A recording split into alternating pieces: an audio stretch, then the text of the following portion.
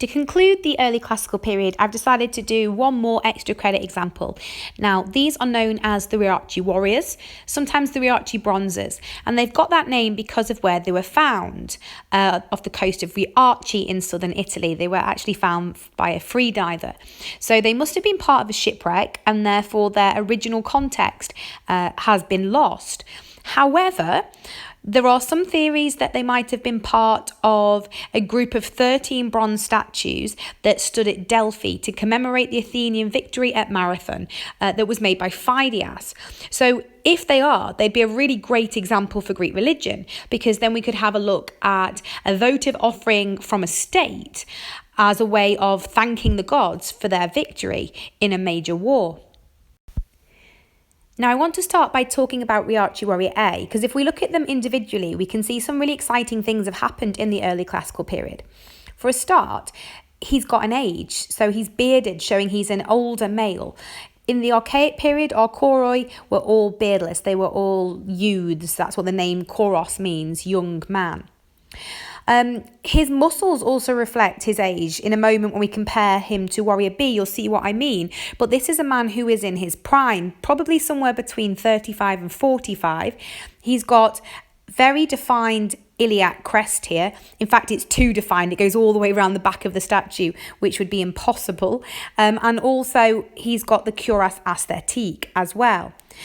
On top of that, he's got bared teeth. He's showing aggression in warfare. And this is a real sign of personality, individuality that we hadn't seen in the previous period.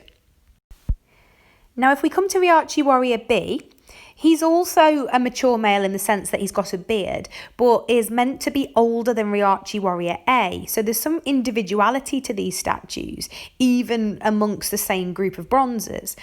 So if we look at his muscles, while still very defined, the cuirass aesthetique is still there. The heavy iliac crest is apparent around that kind of groin and hip region, but just slightly less taut, shall we say, than the muscles on Riace Warrior A.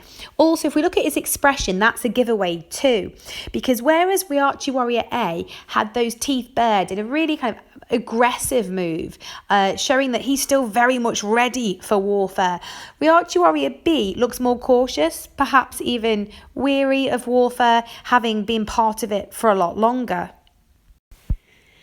There's a few other things worth noting about these statues as well. So they're a really good example to talk about for the use of bronze, because not only have they got added metals on top, just like the Delphi charioteer, so they've got the copper on the nipples.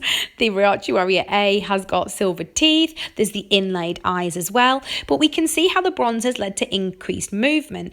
So we've got that dynamic equilibrium again, where we've got a bent arm versus a bent leg and a straight arm versus a straight leg.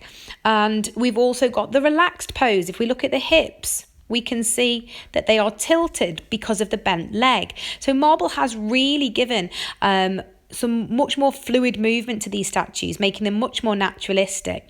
Finally, the use of exaggeration in the early classical period is there, not just in the muscles, but the fact that the inguinal ridge or the iliac crest goes all the way around the back, impossible, and they've got no coccyx bone, they wouldn't be able to sit down.